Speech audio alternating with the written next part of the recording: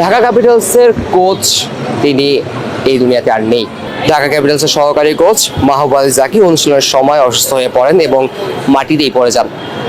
তাকে তাৎক্ষণিকভাবে সিপিআর দেওয়া হয় এবং হাসপাতালে ভর্তি করা হয়, কিন্তু শেষ রক্ষা করা যায়নি। কিছুক্ষণ আগে তিনি সবাইকে ছেড়ে তিনি পরলোক গমন করেছেন। ইন্না লিল্লাহি ওয়া ইন্না ইলাইহি রাজিউন। ঢাকা ক্যাপিটালসকে গতকালকেও তিনি প্র্যাকটিস করিয়েছিলেন, কিন্তু আজ তিনি এসেছিলেন মাঠে প্র্যাকটিস করানোর উদ্দেশ্যে, কিন্তু মাঠেই তিনি পড়ে যান। অনেকে ধারণা করছেন তিনি স্ট্রোক করেছেন। কিছুক্ষণ পর হয়তো বা ডাক্তারও বলবেন কি হয়েছিল, কিভাবে হয়েছিল, অবশ্যই ডাক্তারের কাছ থেকে আমরা জানতে পারবো। কিন্তু সবচেয়ে দুঃখজনক বিষয় হচ্ছে যে তিনি আর আমাদের মাঝে নেই। এই 1 বছরে 3 জন কোচ হার্ট অ্যাটাকের শিকার হয়েছিলেন, যার মধ্যে 2 জন পরলোক গমন করলেন।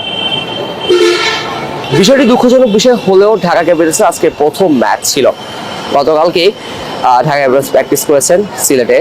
আজকে তাদের প্রথম ম্যাচ রাজশাহী ওয়ারিয়র্সের বিপক্ষে। কিন্তু ম্যাচের ঠিক আগ মুহূর্তে এমন একটা দুর্ঘটনা ঘটে যায়, আসলে কাম্য নয়।